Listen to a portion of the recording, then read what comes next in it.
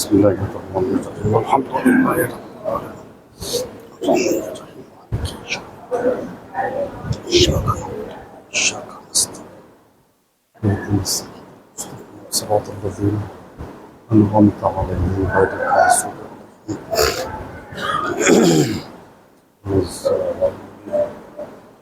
عليهم. اعوذ باللہ من الشیطان الرجیم لا حول ولا قوة الا باللہ العلی العظیم بسم اللہ الرحمن الرحیم الحمد للہ رب العالمین والصلاة والسلام والتحیۃ والاکرام علی نبی الموجد والرسول المسدد والمحمود الامجد النبی الامی المکی المدنی القرشی الہاشمی الابتحی مولانا و مولا الثقلین جد الحسن والحسین ابی القاسم محمد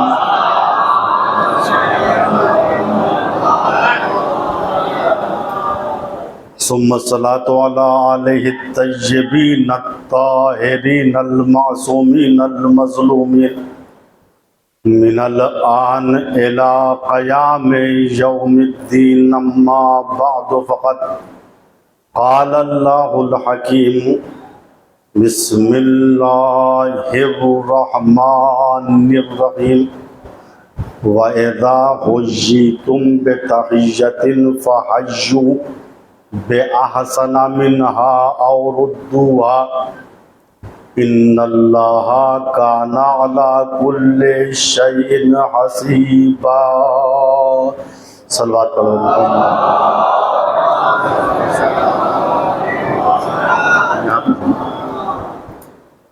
قرآن کریم سورہ نساء کی آیت نمبر 86 جس میں پروردگار عالم تمام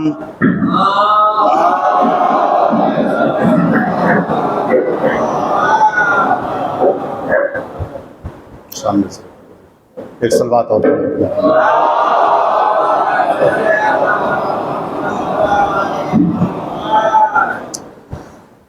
سورہ نساء میں اللہ تعالی مکتب اسلام کے تمام باشندوں کو مخاطب کر کے کہہ رہا ہے. کیا کہہ رہا ہے؟ دیکھو، جب تم کو کوئی سلام کا ہدیہ پیش کرے، گفٹ پیش کرے، تو اس کا جواب اچھی طریقے سے دو، اس سے بہتر دو، یا کم از کم اس کو لوٹال دو، رد کر دو. اور یاد رہے ان اللہ کان علی کل شیء حسیبا، اللہ تعالیٰ ہر چیز کا حساب و کتاب کرنے والا ہے. کیونکہ موضوع کا اعلان پہلے سے ہے کہ سلام کے موضوع پہ گفتگو ہوگی. یہ ایک اخلاقی موضوع ہے. یہ بعض موضوعات تاریخی ہوتے ہیں، بعض تفسیری ہوتے ہیں، بعض عقائدی ہوتے ہیں، لیکن یہ جو آج کی مجلس کا موضوع ہے سلام، یہ ایک اخلاقی موضوع ہے. کل کی مجلس کا جو موضوع ہے وہ عقائد کی دنیا سے مربوط ہے. ہم نے اس موضوع کو کیوں چھیڑا؟ ہوتا یہ جب خطیب کوئی باہر سے آتا ہے تو اپنی چنندہ تقریر کو لوگوں کے سامنے پیش کرتا ہے، لیکن میں جو خود سمجھتا ہوں وہ یہ کہ ایک اسلامی میسج ہے، اخلاقی میسج ہے، جو بالاخص بچوں تک اور جوانوں تک پہنچ جائے. اگر کوئی ایسا موضوع ہوتا ہے تو میں اسے ترجیح دیتا ہوں. تو میں نے غور کی ہے، جب مجھ سے موضوع پوچھا گیا تو میں نے کہا سلام کا موضوع دے دیجیے. کہا مولانا سلام یا اسلام؟ کیونکہ سلام کے موضوع پر آج تک پوری تاریخ میں تقریر نہیں ہوئی، سن لیجیے. تو میں نے کہا نہیں، اسلام نہیں، سلام. خیر، میں نے اس موضوع کو کیوں چنا؟ کیونکہ ہم سلام کی اہمیت کو نہیں جانتے، سلام کے معنی کو نہیں جانتے. قرآن نے کیا کہا؟ اس سلام کے بارے میں سوال و جواب ہوگا، حساب و کتاب ہوگا. سلام ایک عبادت کا نام ہے. سلام کوئی معمولی چیز نہیں. ثواب کس چیز میں ملتا ہے؟ عبادت میں. سلام کرنے پر بھی ثواب ملتا ہے، جواب دینے پر بھی ثواب ملتا ہے. اور یہ مشہور حدیث ہے پیغمبر اسلام کی کہ بین المسلم والمجیب مئۃ حسنہ. سلام کرنے والے اور جواب دینے والے کے درمیان 100 نیکیاں ہوتی ہیں. 99 لمن یسلم، 99 نیکی اس کو ملتی ہے جو سلام کرتا ہے. وحسنۃ واحدۃ لمن یجیب، اور ایک نیکی اس کو ملتی ہے جو جواب دیتا ہے. اب خود سمجھ لیجئے سلام کرنا افضل ہے یا جواب دینا افضل ہے. خوب، آپ نکلیے باہر، سلام کرتے ہوئے چلے جائیے، کتنا ثواب جو ہے اللہ تعالیٰ آپ کو عطا فرمائے گا. غور کیجیے، ہم نے جو تحقیق کیا معاشرے میں، کیونکہ میرا کام ہی تحقیق ہے، میں 30 سال سے ایران میں تحقیق کر رہا ہوں، 9 سال میں نے لکھنؤ میں تحقیق کی الحمدللہ. اس وقت لیکچرر کی زندگی بھی ہے، ٹی وی چینلوں پہ بھی درس دیتا ہوں، علم فقہ کا، علوم غرائب کا. اسی طریقے سے میگزین بھی میرا نکلتا ہے ایران سے، فکر و عمل سب الحمدللہ. یہ ساری چیزیں ہیں. چونکہ وقت کم رہتا ہے لہٰذا میں مجالس پڑھنے کے لیے نہیں نکل پاتا ہوں، بجز ماہ محرم کی. اور علی گڑھ بھی بہرحال پہلی مرتبہ آیا ہوں، تو میں نے سوچا کون سا میسیج دوں. تو میں نے کہا بہترین میسیج ہے سلام کا میسیج. انشاءاللہ بھی بیان کروں گا سلام، اس کا ثواب کیا ہے، سلام کے معنی کیا ہیں، سلام کرنے والے کی عظمت کیا ہے. ہمارے ہاں 3 قسم کے افراد ہیں معاشرے میں، بہت غور کیجیے گا. 3 طرح کے افراد ہیں معاشرے میں. بعض وہ ہیں جنہوں نے پوری زندگی میں کسی کو سلام کیا ہی نہیں،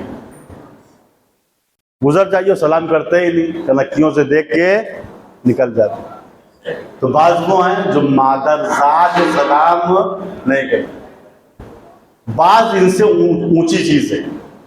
وہ کیا کون لوگ ہیں؟ کہ بعض تو سلام ہی نہیں کرتے. بعض ایسے ہیں کہ جو سلام کا جواب بھی نہیں دیتے. وہ سلام کر کے دیکھیے، السلام علیکم، جی ٹھیک ہے بھیا، یہ بھائی پہلے علیکم السلام کہیے، یہ جواب سلام واجب ہے، اس کے بعد پوچھئے ٹھیک ہے کہ نہیں. تو 3 طرح کے افراد ہیں.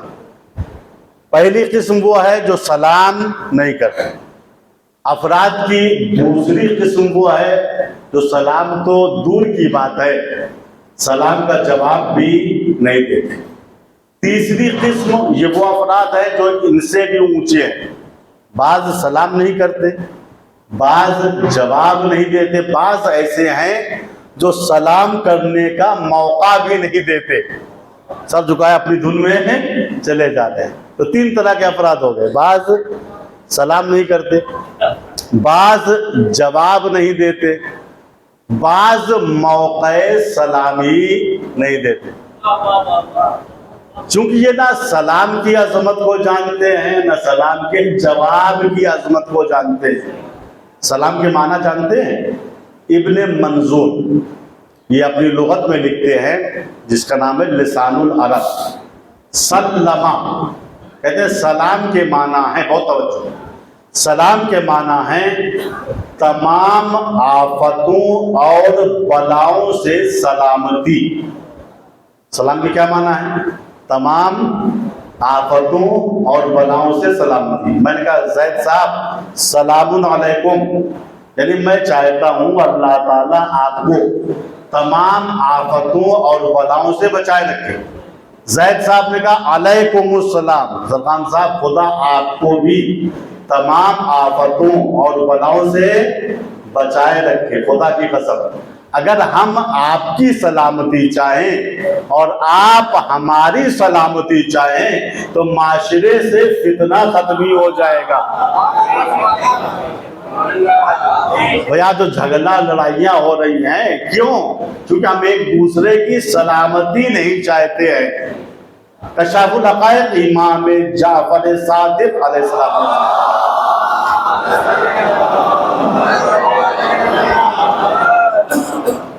ارشاد فرماتے ہیں اِنَّا مِن موجبات المغفرہ بذل السلام و حسن الکلام۔ ہم سوچتے ہیں گناہ صرف توبہ سے معاف ہوتا ہے، نہیں۔ چھٹے امام فرما رہے ہیں موجبات مغفرت میں سے، اسباب مغفرت میں سے، یعنی وہ چیزیں جن کے ذریعے سے انسان کی بخشائش ہو جاتی ہے، وہ کیا ہے؟ بذل السلام، سلام کا خرچ کرنا۔ سلام خزانے کا نام ہے، سلام کو ہلکے میں نہ لیجیے۔ بذل السلام، سلام کو خرچ کیجئے، نکلیے سلام کرتے ہوئے چلے جائیں۔ وَحُسْنَ الْكَلَامِ، اچھا کلام کرنا، مسکرا کے بول دینا۔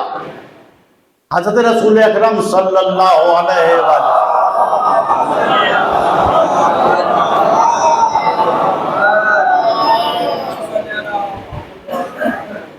آپ فرماتے، غور کیجئے، سلام کا کتنا بڑا اجر و ثواب ہے۔ میں نے عرض کیا نا، سلام ایک عبادت کا نام ہے، سلام استغفار کا نام ہے، سلام میں تواضع ہے، سلام ایک ایسا تیر ہے جو شیطان کے جگر کے اس پار سے اس پار نکل جاتا ہے۔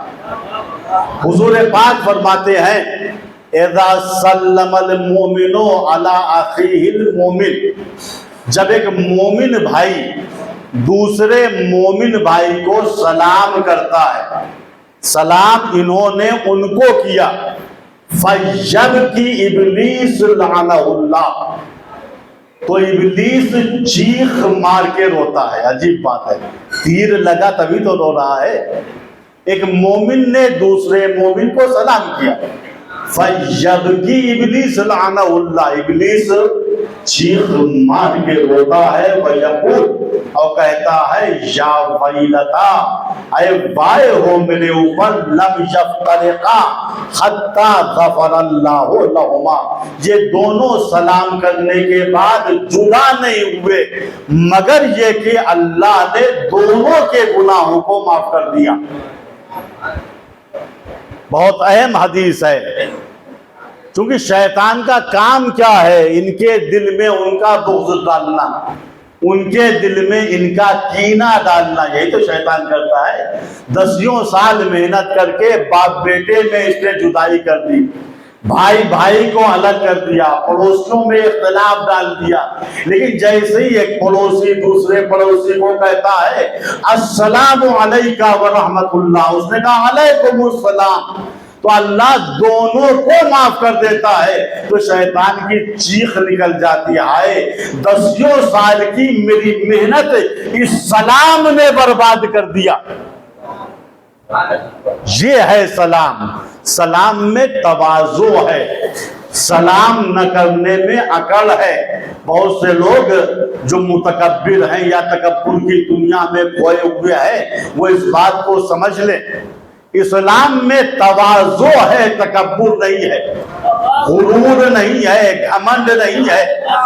بعض احساس کمتری میں مبتلا ہوتے ہیں، اپنے کو معاشرے میں سب سے افضل سمجھتے ہیں سب ہم کو سلام کریں، سب ہماری اطاعت کریں۔ جملہ یاد رکھیے گا، چھٹے امام نے فرمایا تم سچے مومن اس وقت تک نہیں بن سکتے جب تک کہ معاشرے میں اپنے کو سب سے کمتر نہ سمجھو۔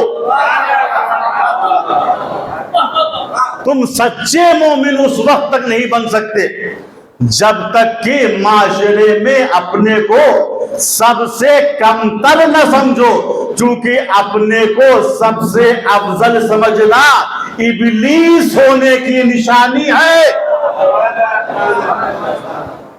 اور ابلیس نے کیا کہا تھا؟ میں فرشتوں سے افضل ہوں، میں آدم سے افضل ہوں۔ افضل اپنے آپ کو سب سے سمجھنا یہ ابلیس ہونے کی نشانی، چونکہ احساس کمتری میں مبتلا ہے، لہذا ان کا کام صرف یہ ہوتا ہے ان کے نقص کو نکالنا، ان کے عیب کو تلاش کرنا۔ بھائی وہ عالم آئے تھے، کہا میں چھوڑو ہم جانتے ہیں۔ کیا جانتے ہیں آپ؟ کچھ بھی نہیں جانتے۔ فلاں نے اچھی بات کہی تو وہ جانتے ہیں شاید ان کی تعریف میں میری کمتری ہے اور میں کم ہو جاؤں گا، فوراً نقص نکالنے لگیں گے۔ ارے بھائی ان کا علم الگ ہے، میرا علم نہیں۔ یہ وہ جملہ یاد رکھیے گا، یہ وہ لوگ جو نقص نکالتے ہیں یہ مکھی صفت ہیں۔ جملے کی ظرافت سمجھیے گا، یہ کون ہے؟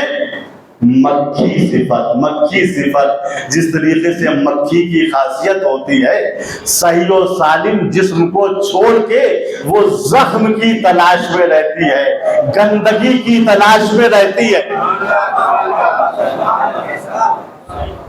ایسے معاشرے کے یہ لوگ متکبر جو ہیں وہ اچھائیوں کو چھوڑ کے نقص تلاش کیا کرتے ہیں، عیب ڈھونڈا کرتا رہا۔ حالانکہ ایک انگلی اگر کہتی ہے فلاں برے ہیں تو 3 انگلیوں کا اشارہ یہ ہوتا ہے مسٹر پہلے اپنے گریبان میں جھانک کے دیکھیے آپ کا اخلاق کیسا ہے، آپ کا کردار کیسا ہے۔ میں زیادہ اشعار نہیں پڑھتا، لیکن اگر بعض اشعار حقیقت پہ مبنی ہو تو میں ان کو پڑھنے سے کتراتا بھی نہیں۔ تو بعض وہ ہیں جو صرف دوسروں کے عیب کو دیکھتے ہیں، اگر وہ اپنے عیب کو دیکھ لیتے تو کبھی دوسروں کے عیب کی طرف نگاہیں نہ اٹھاتے۔ نگاہ عیب گیری سے جو دیکھا اہل عالم کو، نگاہ عیب گیری یعنی یہی مکھی صفت افراد، نقص نکالنے والی نظریں، منافقانہ نگاہیں، نگاہ عیب گیری سے جو دیکھا اہل عالم کو، کوئی کافر، کوئی فاسق، کوئی زندیق اکبر تھا۔ بھائی جیسی نگاہوں سے دیکھو گے انسان ویسے ہی نظر آئے گا۔ نگاہ عیب گیری سے جو دیکھا اہل عالم کو، کوئی کافر، کوئی فاسق، کوئی زندیق اکبر تھا، مگر جب ہو گیا دل احتساب نفس پہ مائل، ہوا ثابت کہ ہر فرزند آدم مجھ سے بہتر تھا۔ صلوات پڑھے پر محمد۔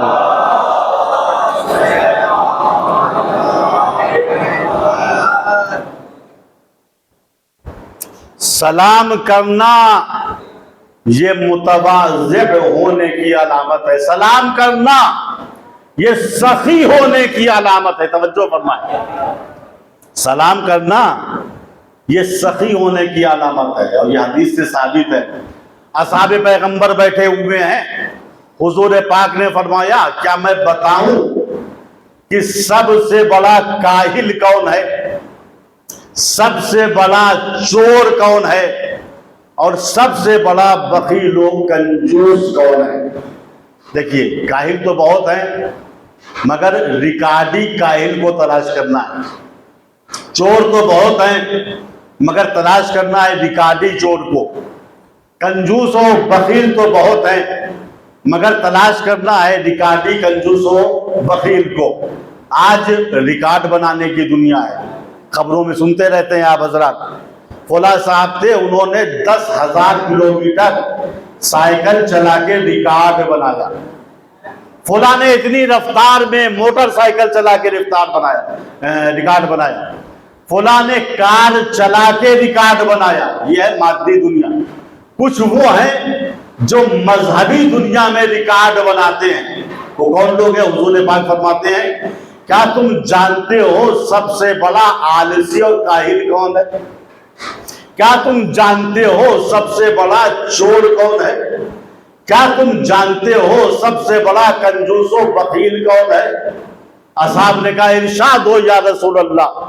حضور پاک نے فرمایا یاد رکھنا سب سے بڑا آلسی اور کاہل وہ ہے جو صحیح و سالم ہے مگر ذکر خدا نہیں کرتا. بس ذکر خدا کرنے میں کیا پریشانی ہے؟ زبان ہی تو ہلانا ہے، سبحان اللہ کہنا ہے، الحمدللہ کہنا ہے، لا الہ الا اللہ کہنا. اچھا یہ نمازیں بھی ذکر الہی ہیں. قرآن نے کہا ہے وَأَقِمِ الصَّلَاةَ لِذِكْرِي، نماز قائم کرو میرے ذکر کے لیے. یہ نماز جمعہ بھی ذکر خدا ہے، تو سورہ جمعہ کا جملہ ہے وَإِذَا نُودِيَ لِلصَّلَاةِ مِن يَوْمِ الْجُمُعَةِ فَاسْعَوْا إِلَىٰ ذِكْرِ اللَّهِ. جب روز جمعہ بلایا جائے تم کو فَاسْعَوْا إِلَىٰ ذِكْرِ اللَّهِ، فَاسْعَوْا جلدی کرو. کدھر؟ إِلَىٰ ذِكْرِ اللَّهِ، ذکر خدا کی طرف. یہ نماز جمعہ کی طرف توجہ فرمائیں. میں کچھ عرض کرنا چاہ رہا ہوں. حضور پاک کیا کہہ رہے ہیں؟ سب سے بڑا کاہل اور ریکارڈی کاہل وہ انسان ہے جو صحیح و سالم ہے مگر ذکر خدا نہیں کرتا. کہتا ہے ہم اہل ذکر والے ہیں. دیکھیے جملہ ضائع نہ ہو. ذکر خدا نہیں کرتا ہے مگر کیا کہتا ہے کہ میں اہل ذکر والا. سمجھ گئے نا؟ اہل ذکر کون ہے؟ قرآن نے کہا سورہ نحل میں فَاسْأَلُوا اہل الذکر ان کنتم لا تعلمون، اگر نہیں جانتے تو جاہل بن کے مت بیٹھو، اہل ذکر سے سوال کرو، اہل بیت پیغمبر سے سوال کرو. توجہ. بعض کہتے ہیں مولانا آپ جو ہے دین کی باتیں پڑھتے ہیں، نماز کی باتیں، روزے کی باتیں، حج و زکات کی باتیں، اخلاقیات و عقائد، ان سے کیا فائدہ ہے؟ ذرا سا عقیدہ گرم کر لیجئے جنت چلے جائیے گا. ایک صاحب ملے، کہنے مجھے مولانا کوئی ٹینشن ہی نہیں ہے، میں تو ذکر خدا بھی نہیں کرتا، ایک مدت ہو گئی نماز بھی نہیں پڑھا، لیکن میں چونکہ اہل ذکر والا ہوں لہذا جنت جاؤں گا. عجیب بات ہے، عجیب بات ہے. جو ذکر نہیں کرتا وہ اہل ذکر والا کیسے ہو سکتا ہے توجہ. تو حضور پاک کیا کہہ رہے ہیں کہ سب سے بڑا کاہل اور آلسی وہ ہے جو صحیح و سالم ہے مگر ذکر خدا نہیں کرتا. سب سے بڑا چور وہ ہے جو نماز کے ارکان و واجبات میں چوری کرتا ہے. نماز کو اتنی جلدی پڑھتا ہے جیسے کوئی بوسیدہ کپڑا اتار کے پھینک دیا جائے. پھر حضور پاک فرماتے جانتے ہو کہ سب سے بڑا بخیل و کنجوس کون ہے؟ کہا حضور ارشاد ہو کا سب سے بڑا کنجوس وہ ہے جو کسی مسلمان کے پاس سے گزرتا ہے مگر سلام نہیں کرتا ہے. بھائی حضور نے بہت بڑا معیار بتا دیا. ایک انسان، ایک مسلمان میرے بغل سے گزر رہا ہے، ہم کیا جانے یہ سخی ہے یا بخیل ہے. حضور نے معیار بتا دیا. اگر سلام کر کے گزر رہا ہے تو سخی ہے، سلام نہیں کر رہا ہے تو بخیل ہے. جملہ یاد رکھیے گا کہ سلام کا بخیل مال کا سخی نہیں ہو سکتا ہے. صلوات پڑھے بر محمد.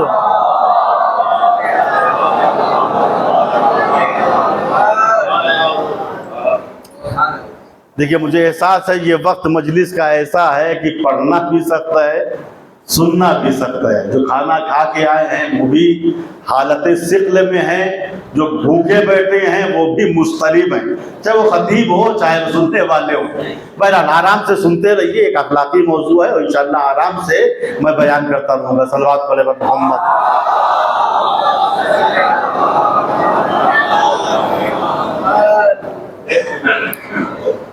یہاں سے ایک چیز اور بیان کر دوں تمہیدی طور پر، تمہیدی چل رہی ہے سن لیجیے. ہاں تمہیدی طور پہ ایک چیز اور بیان کر دوں کہ سلام کا تاریخچہ کیا ہے، سلام کب سے شروع ہوا. سلام اس دنیا کی چیز نہیں ہے، سلام اس دنیا سے اس دنیا میں نازل ہوا ہے. تاریخ کہتی ہے کہ جب جناب آدم کے اندر اللہ نے روح پھونکی اور آدم اٹھ کے بیٹھ گئے آواز قدرت آئی آدم جاؤ فرشتوں کی صفوں کی طرف اور فرشتوں کی جماعت کو سلام کرو۔ جناب آدم حکم خدا پانے کے بعد فرشتوں کی جماعت کے پاس آئے۔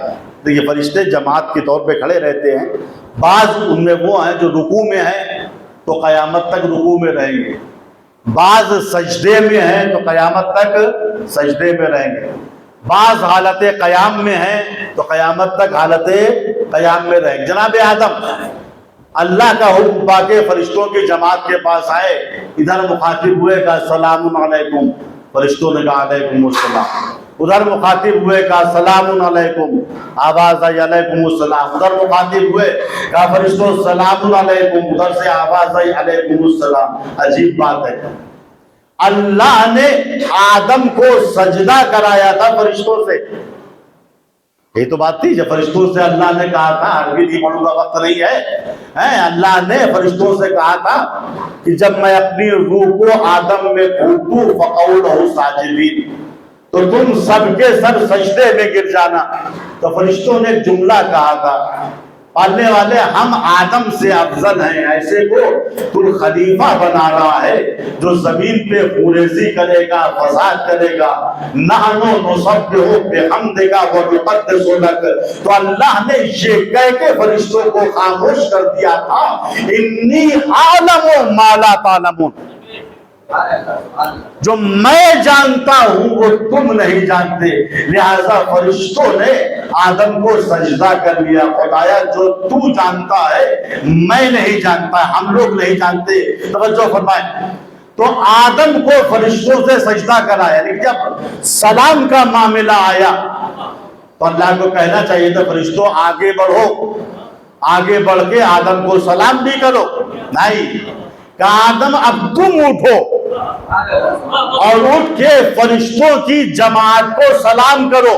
بھائی سلام کے معنی ذہن میں ہے، سلام کے معنی سلامتی، وہ بھی تمام آفتوں اور بلاؤں سے۔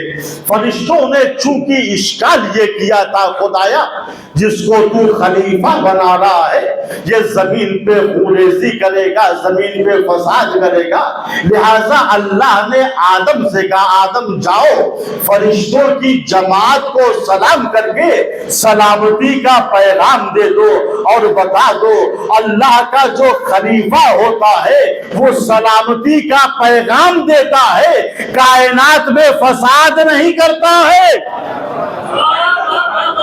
صلوات پر محمد وعلا۔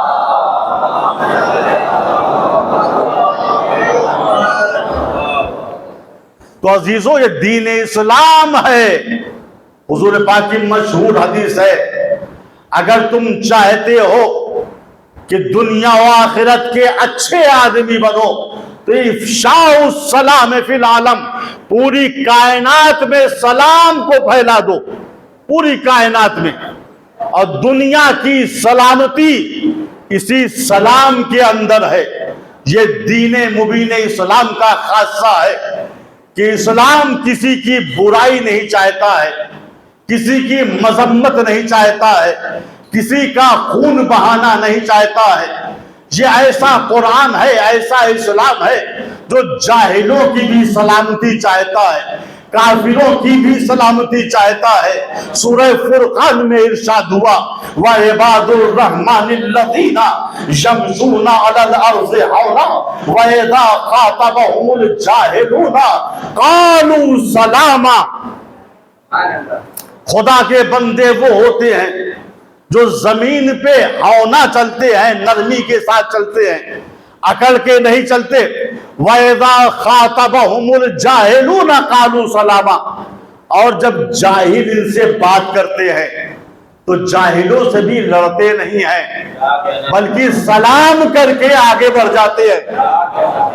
بھائی یہ آج کے جاہل کی بات نہیں ہو رہی ہے، یہ دور جاہلیت کے جاہل کی بات ہو رہی ہے۔ آج اگر کسی جاہل سے 5 منٹ بات کر لیجئے تو 10 منٹ تک سر میں درد رہے گا۔ یہ آج کا جاہل ہے، لیکن جو دور جاہلیت کا جاہل تھا اس کے لیے بھی اللہ نے کہا اللہ کے بندے وہ ہوتے ہیں جو زمین پہ نرمی کے ساتھ چلتے ہیں، تکبر کے ساتھ نہیں، غرور کے ساتھ نہیں، گھمن کے ساتھ نہیں۔ وَإِذَا خَاطَبَهُمُ الْجَاهِلُونَ قَالُوا سَلَامًا، اور جب یہ جاہل کے مورد مخاطبہ ہوتے ہیں تو اس سے بھی لڑتے نہیں ہے، جھگڑا نہیں کرتے، اسے بھی کہتے سلامہ، بھائی صاحب آپ کے اوپر بھی سلام ہو، چونکہ اللہ کے بندے جاہلوں کے دشمن نہیں بلکہ جہالت کے دشمن ہوتے ہیں۔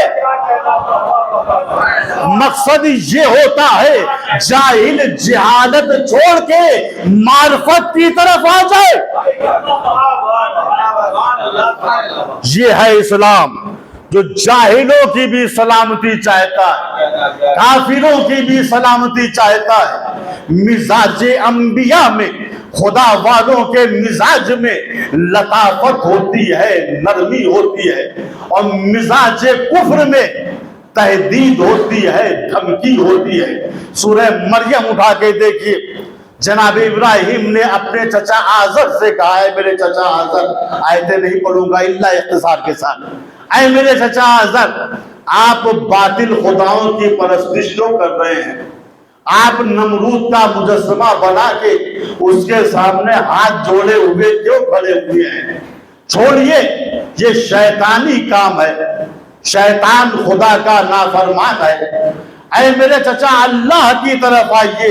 جیسے ہی جناب ابراہیم جو نبی ہے لطافت کے ساتھ ان جملات کو ادا کرتے ہیں، ایک مرتبہ آزر جو کافر تھا، جو باطل خداؤں کی پرستش کرتا تھا، اس نے عقل کے دھمکی دی نبی کو، لَإِن لَمْ تَنْتَهِ يَا إِبْرَاهِيمُ لَأَرْجُمَنَّكَ وَاهْجُرْنِي مَلِيًّا۔ ابراہیم اگر آج کے بعد تم نے نصیحت کی، ہمیں باطل خداؤں کی پرستش سے منع کیا، لَأَرْجُمَنَّكَ تو میں تمہیں سنگسار کر دوں گا۔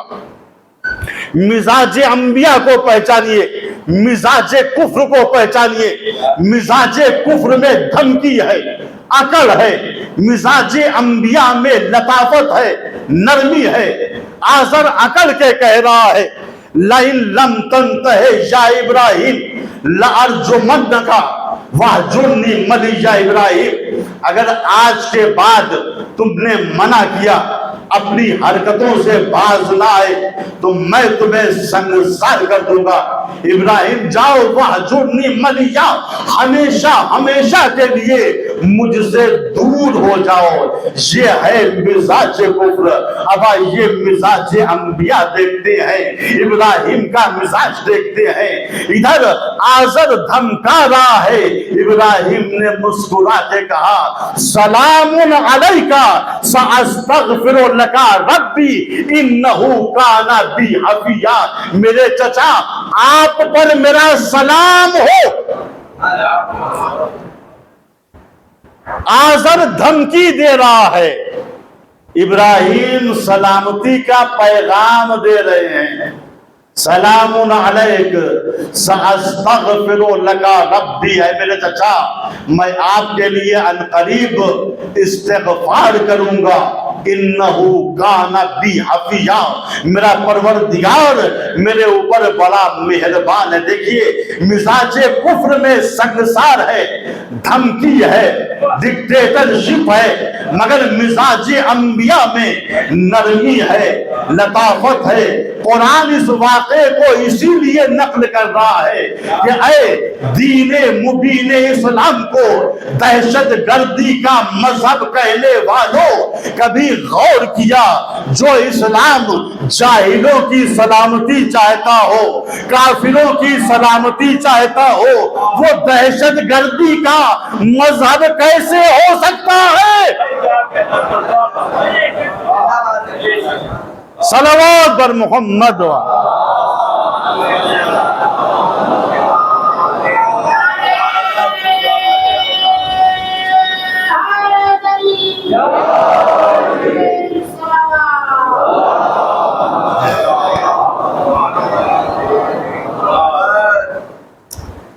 اسلام و قرآن و انبیاء سب کی سلامتی چاہتے ہیں۔ تم بھی سلامت رہو، ہم بھی سلامت رہے۔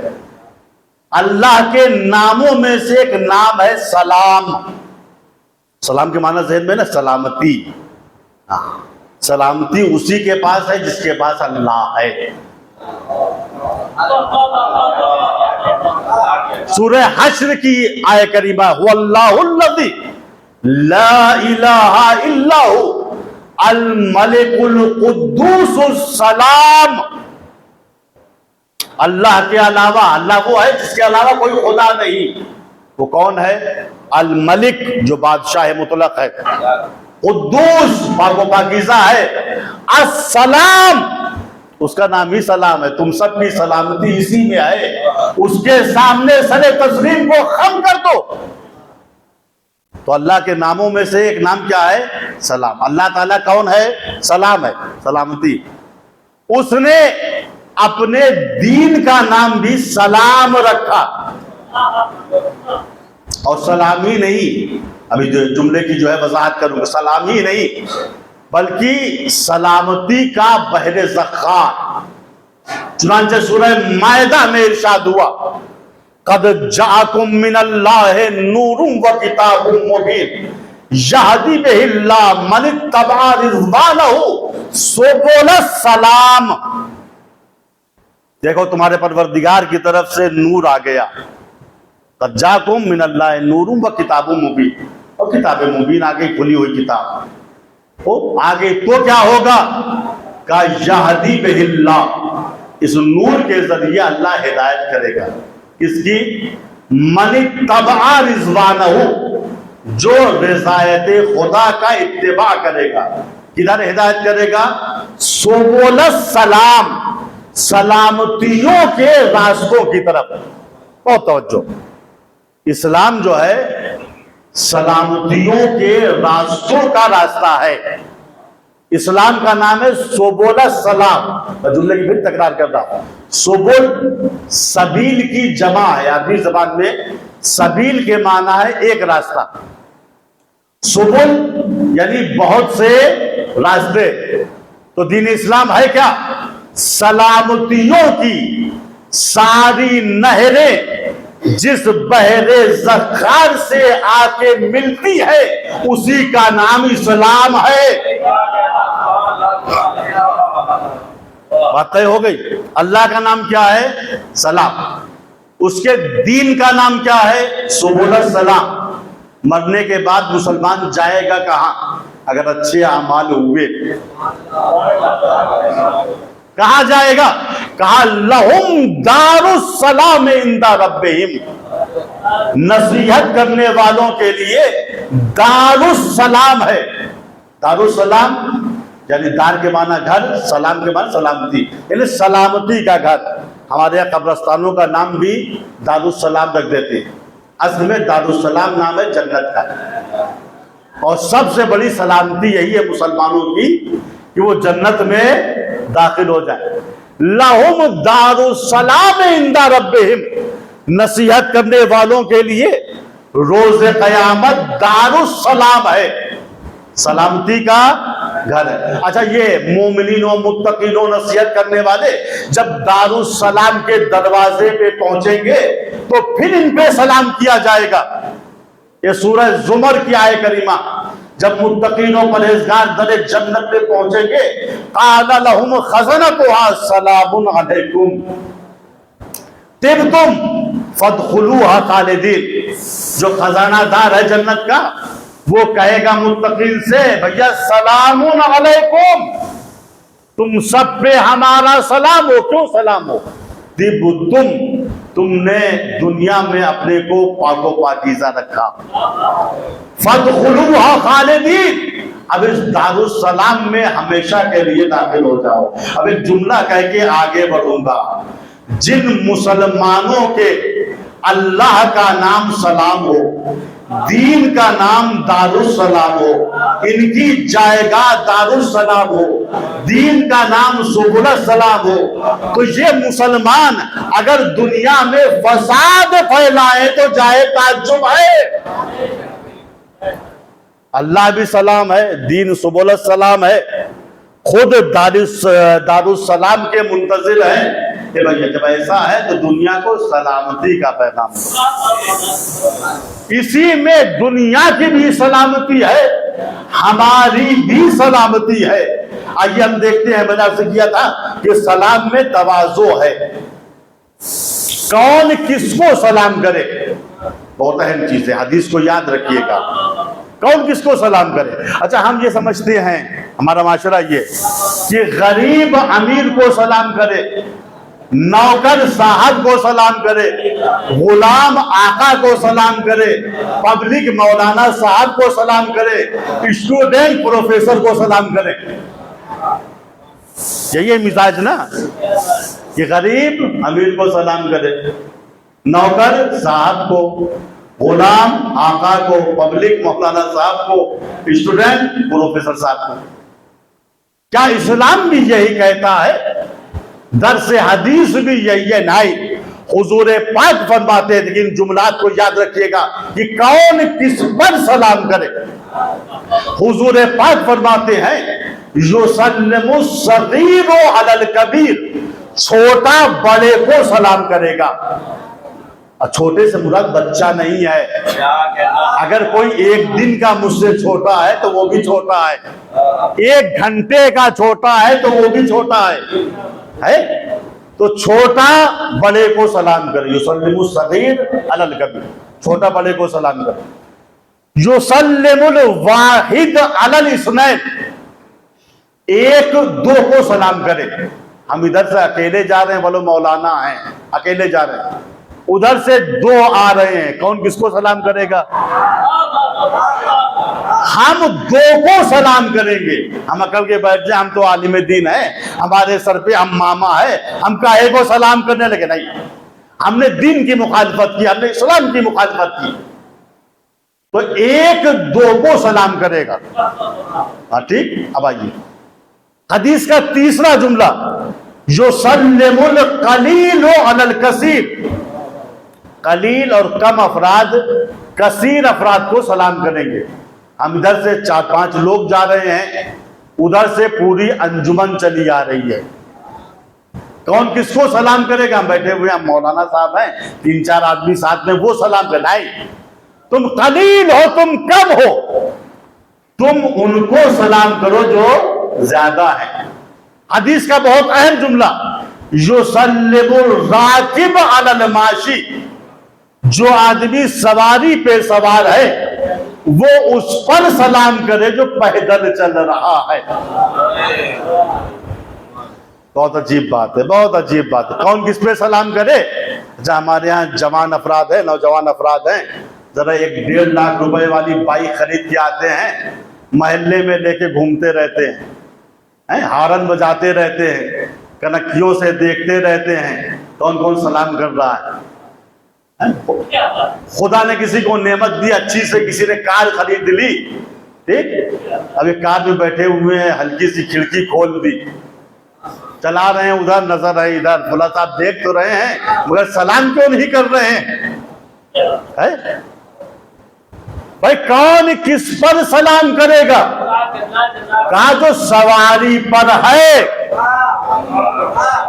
وہ اس پہ سلام کرے گا جو پیدل چل رہا ہے، چونکہ سواری والے کے ہاتھ میں سلامتی ہے پیدل چلنے والے کی، لہذا اس کا فریضہ ہے سلام کر کے یہ بتا دے، اے پیدل چلنے والے بھائی مجھ سے تیری ذات کو کوئی خطرہ نہیں ہے، ہم تم کو کچلیں گے نہیں، ہم تم کو سائیڈ نہیں ماریں گے۔ بھائی سلام کے معنی ذہن میں، سلامتی کس کی؟ سلامتی کس کے ہاتھ میں ہے؟ کار والے کے ہاتھ میں سلامتی ہے اس کی جو بیچارہ پیدل چل رہا ہے، لہذا کار والے بھائی سلام کر کے سلامتی کا پیغام دے دو، آپ آرام سے روڈ پہ ٹہلیے، میری طرف سے آپ کو کوئی خطرہ نہیں ہے۔ یاد رکھیے گا جملے کو، اگر کار میں بیٹھ کے اس نے سلام نہیں کیا تو میری نظروں میں یہ کار میں بیٹھ کر بھی بیکار ہے۔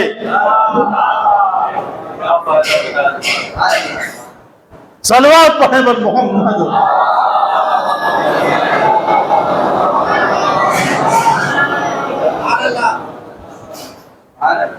ایک اور صلوات پڑھیں محمد.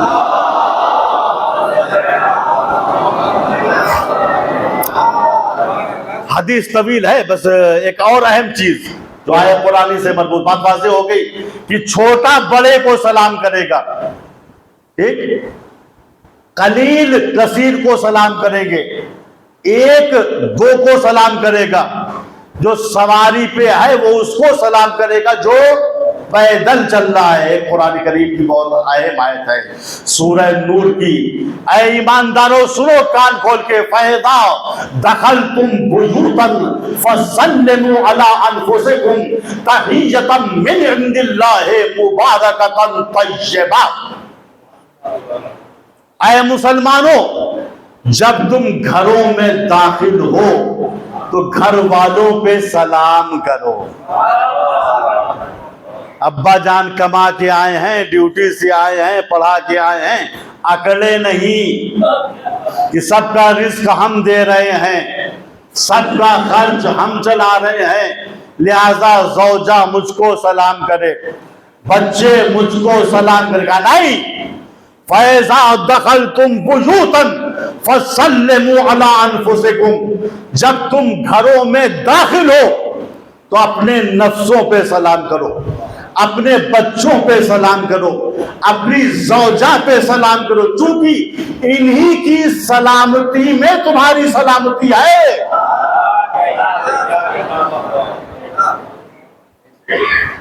یہ اگر ناسالم ہے تو تم کبھی سالم نہیں رہو گے.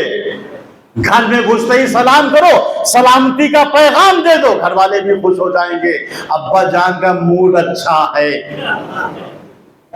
بھائی سارے جھگڑے ہمارے معاشرے میں کیوں ہیں؟ ہمارا سارا اخلاق گھر کے باہر ختم ہو جاتا ہے. گھر کے اندر ہمیشہ ٹینشن میں ہم گھستے ہیں، غصے میں گھستے کا نہیں. فَإِذَا دَخَلْتُمْ بُيُوتًا فَسَلِّمُوا عَلَىٰ أَنفُسِكُمْ تَحِيَّةً مِّنْ عِندِ اللَّهِ مُبَارَكَةً طَيِّبَةً. جب گھروں میں داخل ہو تو سلام کر کے داخل ہو.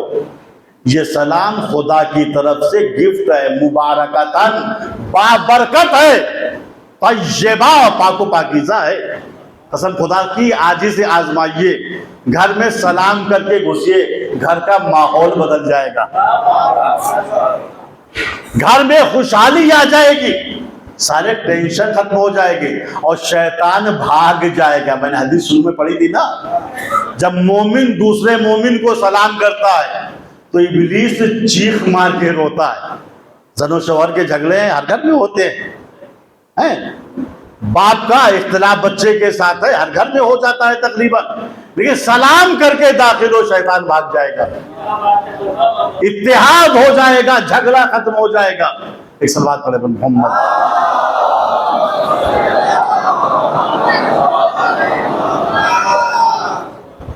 اچھا یہ نہ سوچئے گھر میں اپنے بچے ہی تو آئیں کیا سلام کریں. سیرت پیغمبر یہی تھی کہ حضور جب گھر میں داخل ہوتے تھے تو سلام کر کے داخل ہوتے. پوری حدیث کے ساتھ جو تقریباً ہر جمعرات کو کم از کم ہم لوگ پڑھتے ہیں، وہ اس کی کہانی کیا ہے؟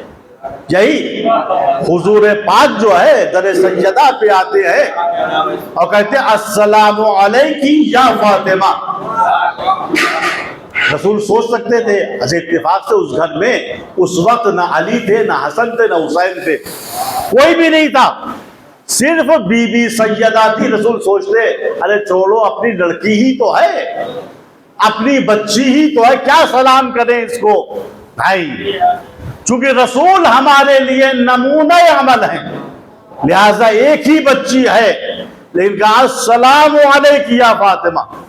یہ کہہ کے گھر میں داخل ہوئے. ٹھیک، اب پوری حدیث بیان نہیں کروں، بطور خلاصہ چادر کے نیچے آ کے لیٹ گئے. پھر امام حسن آئے، وہ سوچتے خالی امی جان ہی تو گھر میں ہیں، کیا سلام کریں، دن بھر ان کو دیکھتے رہتے ہیں. نہیں، امام حسن نے سلام کیا، پھر گھر میں داخل ہوئے. امام حسین آئے، انہوں نے بھی سلام کیا.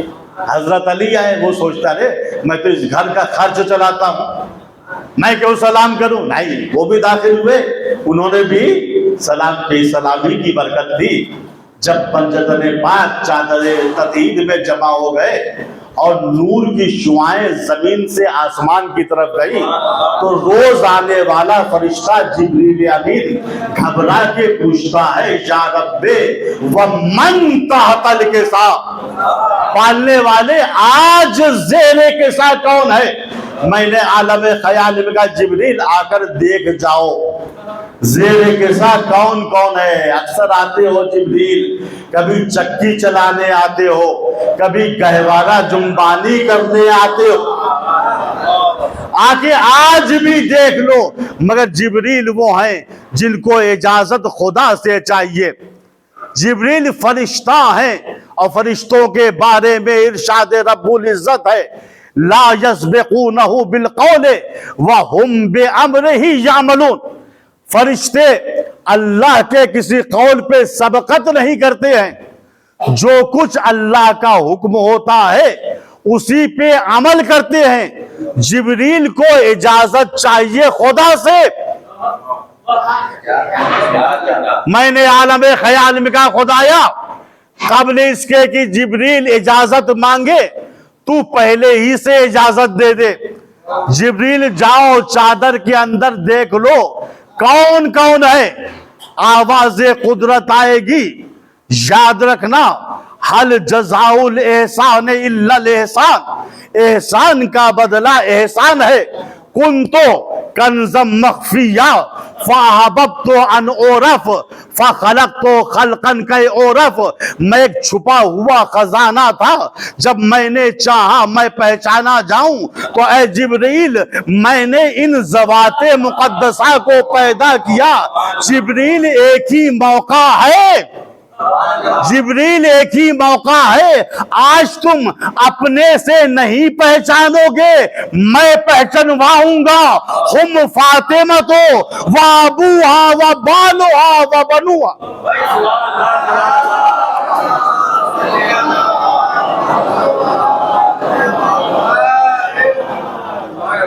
ایک اور صلوات پڑھے بنتا ہے۔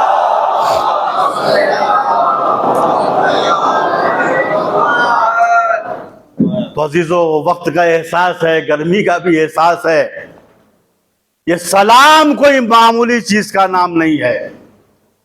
جب تم گھروں میں داخل ہو فَسَلِّمُوا عَلَىٰ أَنفُسِكُمْ، تو اپنے نفسوں پہ سلام کیا کرو۔ سلام ایک ایسی چیز ہے کہ اللہ نے قرآن کریم میں سورہ صافات میں بالاخص جگہ جگہ پہ انبیاء پہ سلام کیا ہے۔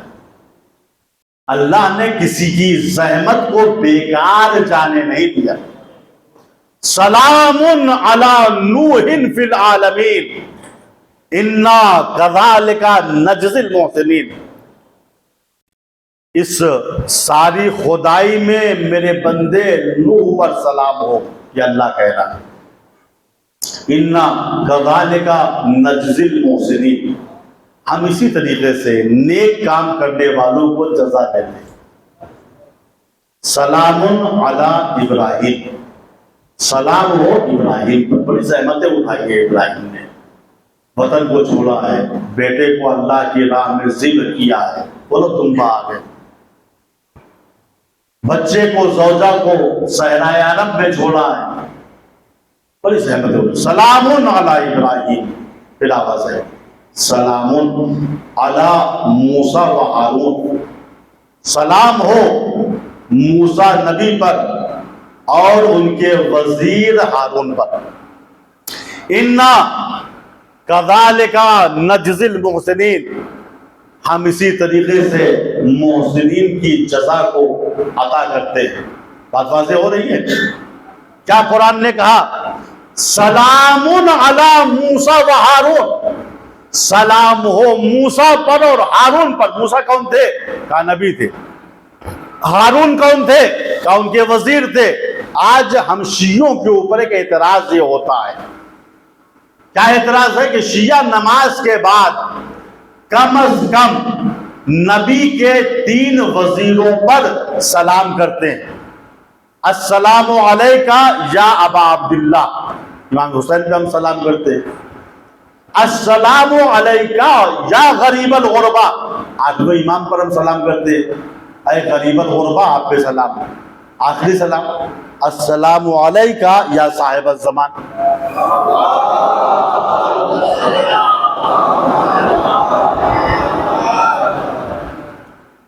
اے زمانے کے مالک آپ پر بھی سلام. اعتراض کیا ہے؟ کہا نبی پر سلام جائز ہے، چونکہ قرآن میں انبیاء پہ سلام کیا گیا ہے، لیکن نبی کے وزیروں پر، ان کے وصیوں پر سلام کرنا جائز نہیں ہے. قرآن کے خلاف ہے، حدیث کے خلاف ہے. اے قرآن کو کافی کہنے والوں، کبھی غور کیا سورہ صافات میں اللہ کیا کہہ رہا ہے؟ سلام علی موسیٰ و ہارون، سلام ہو موسیٰ نبی پر اور ان کے وزیر ہارون پر. اللہ نے سلام کر کے قرآن میں بتا دیا. یاد رکھنا، نبی کے ساتھ اس کے وزیر پہ سلام کرنا بدعت نہیں ہے، حکم قرآنی ہے. صلوات پڑھیں بر محمد.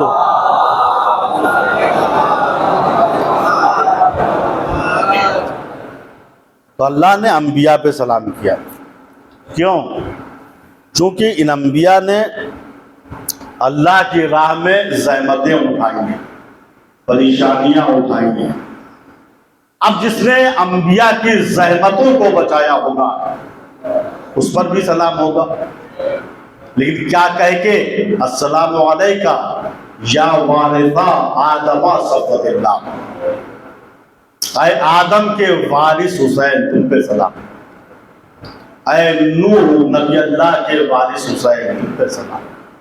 اے ابراہیم و موسیٰ و عیسیٰ و آخری پیغمبر کے وارث تم پہ سلام. یہ ہمارا سلام ہے.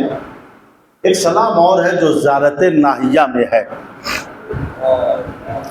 امام زمانہ کا سلام شہدائے کربلا کے لیے.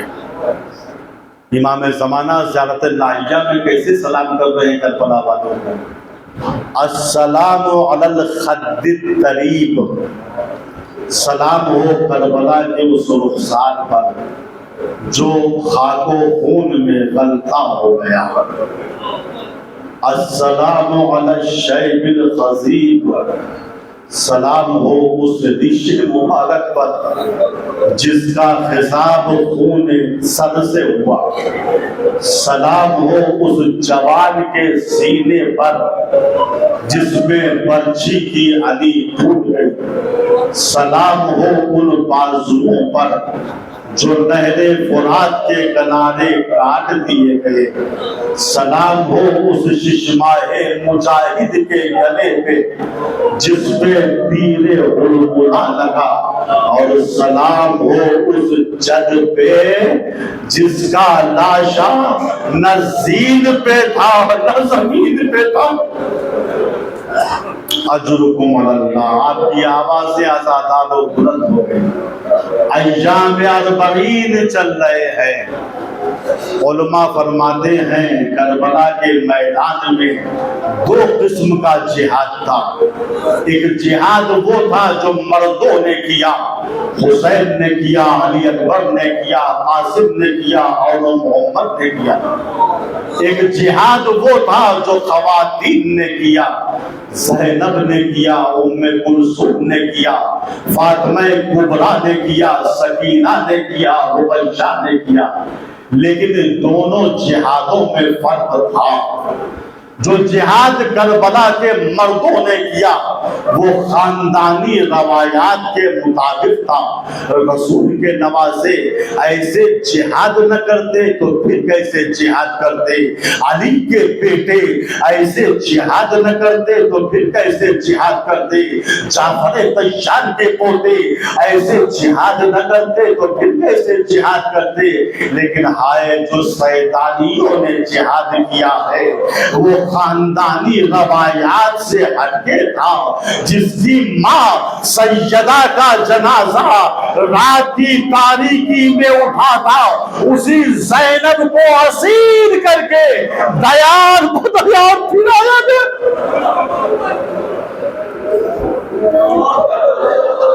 اجرکم علی اللہ۔ ازادارو اہل بیت پیغمبر کو زندان شام میں قید کر دیا گیا چند جملے 40 کی مناسبت سے، تاکہ حق ازا ادا ہو جائے۔ لکھا ہے جب یزید نے اپنے تخت کو اور حکومت کو خطرے میں دیکھا تو سید سجاد کو بلوایا۔ چوتھے امام یزید کے پاس آئے اور وہ بیٹھ گئے۔ یزید نے کہا سید سجاد، میں نے تم کو زندان شام سے رہا کر دیا، چاہے تم یہاں رہو یا مدینے چلے جاؤ۔ میرے بیمار امام نے کہا یزید، میں بغیر خودی کے مشورے کے کوئی جواب نہیں دے سکتا، پہلے خودی سے مشورہ کروں گا پھر کوئی جواب دوں گا۔ یہ کہہ کے چوتھے امام اٹھنا چاہتے ہیں۔ یزید نے کہا سید سجاد بیٹھ جاؤ۔ امام بیٹھ گئے۔ یزید نے حکم دیا خزانوں کا منہ کھول دیا جائے، زر و جواہرات کے طبق لائے جائے۔ نیچے ازادارو خزانے کے منہ کھل گئے، زر و جواہرات کے طبق آنے لگے۔ یزید نے چوتھے امام سے کہا سید سجاد، جتنا مال و زر لینا ہے اس میں سے لے لو۔ میرے غریب امام نے فرمایا یزید وہ کس لیے؟ کہا وہ اس لیے کہ تم حسین کا خون بہا لے لو، علی اکبر کا خون بہا لے لو، قاسم کا خون بہا لے لو۔ غریب امام طرف کے کہتا ہے یزید، میں خون بہا لینے والا کون ہوتا ہوں؟ خون بہا دینا ہے تو اس ماں سیدہ کو خون بہا دینا جس نے چکیاں چلا چلا کے حسین کو پالا تھا۔ خون بہا دینا ہے تو اس رسول کو خون بہا دینا جس نے زبان چسا چسا کے حسین کو پالا تھا۔ لیجیے آزادارو، چوتھے امام زندان میں آئے اور کہا بھوبی اماں یزید نے ہم کو رہا کر دیا ہے، کہتا ہے چاہے یہاں رہو چاہے مدینے چلے جاؤ۔ ثانیہ زہرا نے فرمایا بیٹا تم کو تو معلوم ہے جب سے ہمارے وارثوں کی شہادت ہوئی ہے ہم دل کھول کے اپنے وارثوں کا ماتم نہ کر پائے۔ جب بھی ہم روتے تھے کوئی نیزہ مارتا تھا، کوئی تازیانہ مارتا تھا۔ یزید سے کہہ دو ہمارے لیے ایک مکان خالی کرا دے تاکہ ہم اپنے وارثوں کا ماتم کر دیں، پھر جب وارثوں کے ماتم سے فارغ ہو گے تو ہم یہاں سے کربلا جائیں گے، کربلا سے مدینے جائیں گے۔ لیجیے آزادارو، یزید کے حکم سے ایک مکان خالی ہو گیا، تمام بیویاں اس مکان میں آ گئی، شام کی عورتیں بھی پرسہ دینے کے لیے آ گئی۔ اتنے میں شہیدوں کے سر آنے شروع ہو گئے۔ علی اکبر کا سر آیا، ام لیلا آگے بڑھی آغوش میں، قاسم کا سر آیا، ام فروہ آگے بڑھی آغوش میں لے لیا۔ علی اصغر کا سر آیا، رباب آگے بڑھی آغوش میں لے لیا۔ ایک سر آیا، بڑی ہیبت تاری تھی اس میں، یہ عباس غازی کا سر تھا۔ ان کی بہن ام کلثوم آگے بڑھی، آغوش میں لے لیا۔ پھر ایک اور سر آیا، تمام بیویاں تعظیم کے لیے کھڑی ہو گئی۔ اب ثانیہ زہرا آگے بڑھی، اپنے بھائی حسین کے سر کو آغوش میں لیا، گریہ کرنا شروع کیا، بیان کرنا شروع کیا، بھیا ہم کربلا میں اجڑ گئے، بھیا خیموں میں آگ نہ دی، بھیا ہمیں اسیر کر کے دیار بدیار پھلایا گیا۔ علماء بیان کرتے ہیں آخر میں دو چھوٹے چھوٹے سر آئے، جن سروں کو لینے کے لیے کوئی بی بی آگے نہ بڑھی۔ زندان شام کے عزا خانے کے فرش عزا پہ ان سروں کو رکھ دیا گیا۔ شام کی عورتیں جو پرسہ دینے کے لیے آئی ہوئی تھی آپس میں کہنے لگی ایسا لگتا ہے ان بچوں کی ماں مر گئی، ایسا لگتا ہے ان بچوں کا کوئی وارث نہیں ہے۔ اتنا سننا تھا زینب نے کلیجہ پکڑ لیا، اے شام کی عورتوں ایسا مت کہو یہ میرے لون و محمد ہیں، جب سے بھیا حسین کی شہادت ہوئی ہے میں بھائی کا غم منا رہی ہوں، میرے پاس وقت نہیں ہے کہ میں اون و محمد کا ماتم کروں۔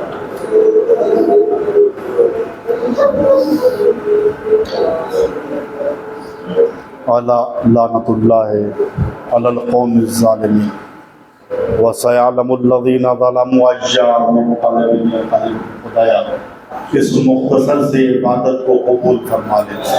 خدایا جو ہمیں پریشان حال ہیں ان کی پریشانیوں کو دور فرما، خدایا جو ہمیں مقروض ہیں ان کے قرضوں کو ادا فرما، خدایا جو ہم میں اسیر ہیں بے حق اسیران کربلا ان سب کی اسارت سے اتفاقہ فرما، خدایا ہم سب کو سلام کرنے کی توفیق عطا فرما، خدایا ہم سب کے دلوں سے محبت دنیا کو نکال دے، خدایا ہم سب کی مغفرت فرما، خدایا ہمارے مرحومین پہ نظر کرم فرما، خدایا ہم سب کو اعمال صالحات کرنے کی توفیق عطا فرما، خدایا دنیا ظلم و جور سے بھر چکی ہے، ہمارے امام زمانہ کے ذریعے سے ہماری مدد فرما اور ہم سب کو ان کے اعوان و انصار میں قرار دے۔